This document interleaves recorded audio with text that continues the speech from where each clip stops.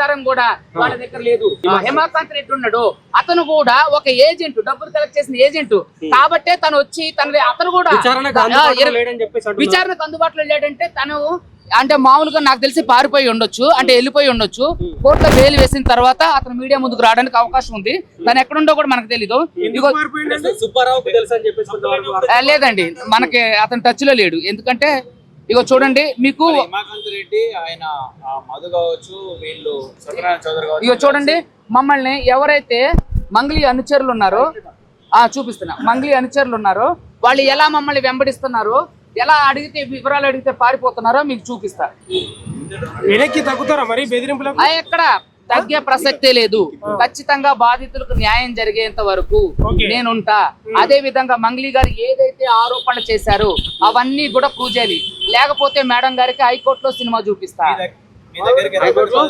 తప్పకుండా ఎక్కడైనా ఇప్పుడు ఆవిడకి సంబంధించినటువంటి ఏ ఆధారం లేకపోతే నిరూపించుకోమనండి. వాళ్ళ తమ్ముడు ప్రత్యక్షంగా ఎందుకుండో, ఎవరైతే ప్రధాన నిందితుడు రమావత్ మధు ఉండో మీకు డైమండ్ నెక్లెస్ కొనిచ్చిందని ఎవరైతే భరత్ నాయక్ ఎవరో మొన్న ఒక ప్రధాన మీడియాలో కూడా చెప్పిండు. మీ అభిషేక్ నాయక్ ఎందుకు మీకు పరిచయం అయితే డైమండ్ నెక్లెస్ కొనిచ్చేంత పరిచయం ఎక్కడిది? మీరు పాటలు పాడుతుంటే మీ బ్యాండ్ లో అతనుండి ఎంజాయ్ చేసే పరిచయం ఎక్కడిది? మీరు వాళ్ళ ఇంటికి వెళ్ళి అర్ధరాత్రి ఫోటోలు దిగొచ్చేంత పరిచయం ఎక్కడిది? ఎవడైతే ప్రధాన నిందితుడు రమావత్ మధు, భరత్ చౌహాన్, శైలజ చౌహాన్ తో మీ తమ్ముడు ఎందుకు ట్రావెల్ చేసిండు? బాధితులతో మీ తమ్ముడు ఎందుకు ట్రావెల్ చేసిండు? గుళ్ళు గోపురాలు ఎందుకు తిరిగిండు? వాళ్ళతో చాటింగ్లు ఎందుకు చేసిండు? వాళ్ళతో డబ్బులు పెట్టుబడి పెట్టండి, మంచి లాభాలు వేస్తాను ఎందుకు చెప్పండి? చెప్పండి. మీ తమ్ముడితో ప్రెస్ మీట్ పెట్టించండి తమ్ముడికి. నేను బహిరంగ సవాలు ఎన్నోసార్లు వేసా, ఈ రోజు కూడా బహిరంగ సవాలు వేస్తున్నా. మీ దగ్గర ఒక్క ఆధారం ఉన్నా తీసుకొని రండి. సుబ్బు బెదిరించిండటానికి కానీ, సుబ్బు డబ్బులు అడిగిండటానికి కానీ, హైకోర్టు అడ్వకేట్ ఇలా చేసిండటానికి కానీ, లేదంటే పలానోళ్ళు ఇన్ని డబ్బులు ఎట్లా చేశారు, మీరు నన్ను బెదిరించినటానికి, మనుషుల్ని పంపించారంటానికి చాలా ఆధారాలు ఉన్నాయి.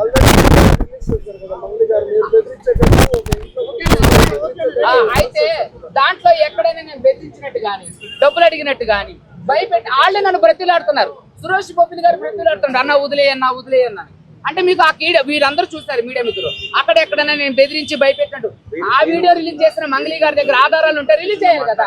ఆ ఒక్క వీడియో రిలీజ్ చేసింది, మిగతా ఆధారాలు ఎందుకు రిలీజ్ చేయలేదు చెప్పమనండి. ఖచ్చితంగా ఆ రోజు మాత్రం పంజాగుట్ట సీఏ గారు అర్చించారు.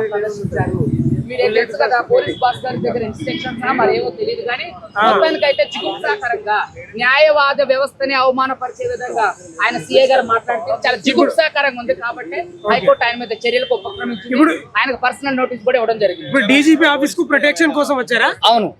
ఏం కోరారు ప్రొటెక్షన్? నాకు అంటే ఇక్కడ మనుషులు మమ్మల్ని వెంబడిస్తున్నారు. అదే విధంగా మాకు ఫోన్ కాల్స్ లో భయంకరమైన థ్రెట్ ఉంది కాబట్టి మాకు పోలీస్ ప్రొటెక్షన్ ఇవ్వమని చెప్పేసి అడిగినాం.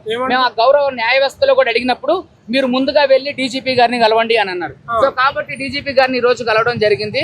ఆయన సానుకూలంగా స్పందించడానికి అవకాశం ఉంది. ఖచ్చితంగా న్యాయం మా వైపు ఉంది, ప్రజలు మా వైపు ఉన్నారు, అదే విధంగా బాధితులు మా వైపు ఉన్నారు. దాదాపు నా దగ్గర వచ్చిన వాళ్ళు 70-80 మంది ఉన్నారండి. 40 మంది క్రియాశీలకంగా వ్యవహరిస్తున్నారు. దాంట్లో ఒక 15 మంది 16 మంది మీడియా ముందుకు కూడా రావడం జరిగింది. మొదట్లో నేను 40-50 మందితో కూడా ప్రెస్ మీట్ పెట్టడం జరిగింది. మీరంతా చూశారు. అమాయకులు అందరూ కలిసి 70-80 మంది ఉన్నారండి. ఆవిడ నా దగ్గరకు వచ్చిన బాధితుల దగ్గర మోసం చేసింది అయితే ఏది శివ, మంగ్లీ తమ్ముడు శివ, పరోక్షంగా మంగ్లీ గారు వాళ్ళకు ఎవరైతే ఉన్నారో 9.5 నుంచి 10.5 కోట్లు. మీకు ఇంకొక విషయం చెప్తా, ఎవరెవరి దగ్గర ఎంతెంత ఈ ప్రధాన నిందితుడు మధు వసూలు చేసిండో అవన్నీ కూడా నా దగ్గర ఉన్నాయి. చూడండి, అది అడుగుతారు కానీ ఇదిగో చూడండి, ఇది రిమాండ్ రిపోర్టు. దీనికి సంబంధించి చూపిస్తా ఉండండి. ఇది రిమాండ్ రిపోర్ట్. ఇదిగో చూడండి, 4 కోట్ల నుంచి 7 కోట్ల నుంచి 10 కోట్ల నుంచి మొత్తం 89 కోట్లకు వచ్చింది లెక్క. ఇది ఓన్లీ ఏది వట్టిపల్లి తాండా, వద్దిపట్ల తాండా. మరి నేను బంజారా బిడ్డని, నేను ఆ బిడ్డని, నేను అమ్మాయిని, నా కుటుంబాన్ని తీసుకురావద్దన్నారు. మరి ఆవిడ బంజారా కార్డు తీసుకొని ఎంతో మంది బంజారా ఎవరైతే ఉన్నారో వాళ్ళనే మోసం చేయడం జరిగింది. అదే విధంగా ఈవిడ మంగ్లీ గారు బంజారాలని కొంతమందిని ఎగేసుకుంటూ వాళ్ళ మీద ప్రెస్ మీట్ పెట్టడం జరిగింది. మరి అయ్యా బంజారా పెద్దలారా, బంజారా తరపున వచ్చినటువంటి ఉస్మానియా యూనివర్సిటీ ఎవరైతే కొంతమంది విద్యార్థులు ఉన్నారో నేను మిమ్మల్ని సూటిగా ప్రశ్న వేస్తున్నా. మీకు దమ్ము ఉంటే వాళ్ళందరి తరపున మరి ఎవరు మాట్లాడతారు? ఎవరు బాధితుల తరపున మాట్లాడతారు?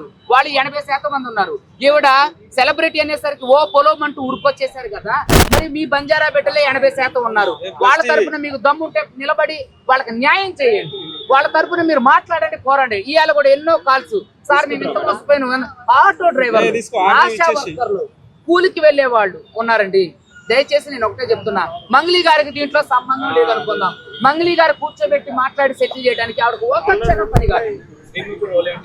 ఏమంటే నేను అమ్మాయి పేరు ఎప్పుడు తీయలేదు. నేను వేరే ఒక ఇంటర్వ్యూలో సరదాగా చెప్పిన సందర్భాన్ని అప్రస్తుతమైనటువంటి ఈ అంశానికి జోడించారు కదా. ఇప్పుడు నేను ఎప్పుడన్నా మంగ్లీ గారితో నాకు పలానా వాళ్ళు అంటే క్రష్ అని, అవునండి క్రష్ అనేది ఏమన్నా భూత లేదా క్రష్ అనేది ఏమన్నా అసహ్యమైన పదమా? ఇప్పుడు చాలా మంది హీరోయిన్లు క్రష్ ఉంటారు, అది తప్ప? అయితే ఏమన్నా నేను మంగ్లీ గారితో ఏమన్నా చెప్పానా? అసలు ఆ డిస్కషన్ జరిగిందా? మీరు మంగ్లీ గారిని అడగాల. ఇవన్నీ డైవర్షన్ పాలిటిక్స్ లాగా, డైవర్షన్ మీడియా అటెన్షన్ గ్రాప్ చేయడానికి, తప్పించడానికి, ప్రజల అటెన్షన్ తప్పించడానికి ఇలా మంగ్లీ గారు రోజుకొక ఎత్తుగడలు వేస్తున్నారు. ఈ రోజు కూడా మీకు ఒక వీడియో చూపిస్తా. ప్రధాన నిందితులు రమావతు మధు మీతో పాటు అవును, ఎక్కడ నాకు అసలు తెలియదండి. ఫస్ట్ లో ఆడెవడో నాకు తెలియదండి. మరి ఇతను మీతో ఎందుకు ఉండదు? మీకు డైమండ్ నెక్లెస్ ఎందుకు ఇచ్చిండు? మీ అకౌంట్ కి మనీ ట్రాన్సాక్షన్ జరిగిందని చెప్పి ఒక వార్త వస్తుంది, అది కూడా త్వరలో ప్రూవ్ చేస్తా. ఇన్ని ఆధారాలు చూపిస్తాను నేను. మరి ఎందుకని మంగ్లీ గారు ఒక్క ఆధారం కూడా చూపించట్లేదు? ఏదో ఒక చిన్న క్లిప్ రిలీజ్ చేసింది. దాంట్లో ఏముంది మంగ్లీ గారు? నేను మిమ్మల్ని సూటిగా ప్రశ్నిస్తున్నా. దాంట్లో నేను మిమ్మల్ని డబ్బులు అడిగానా? మిమ్మల్ని బెదిరించానా? ఎపిసోడ్లో ఒక్కరిని అరెస్ట్ చేశారు. ఎందుకంటే పోలీసులు సరిగా యాక్షన్ తీసుకుంటారా? అసలు విచారణ చేయలేరా? అయ్యో, ఈఓడబ్ల్యూ పోలీసులు దీంట్లో నిజంగా ఉన్నతమైన విచారణ జరిపించాలి.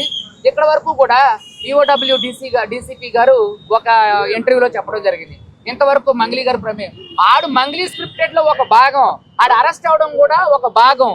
వాడు ఇంతవరకు బయటికి రానోడు ఇప్పుడు ఎలా బయటకు వచ్చిండు? ఒక ఛానల్ కి ఎందుకు రిలీజ్ చేసిండు? మీరందరూ ఇప్పుడు నేను పిలిస్తే మీడియా మిత్రులు అందరూ వచ్చారు, అలాగే వాడు పిలిస్తే మీరు వెళ్ళరా? ప్రధాన మీడియాల ముందు ఎందుకు మాట్లాడలేదు? దొంగతనంగా రిలీజ్ ఎందుకు చేయాలి? అదే విధంగా ఒక రూమ్ లోనే ఉండి ఒక ఛానల్ కి ఎందుకు వీళ్ళు ఇంటర్వ్యూ ఇవ్వాలి? సో ఇవన్నీ ప్రజలంతా గమనిస్తున్నారు. ఇదంతా ఒక ప్రీ ప్లాంట్ కుట్ర, బాధితులకు న్యాయం జరగాలి.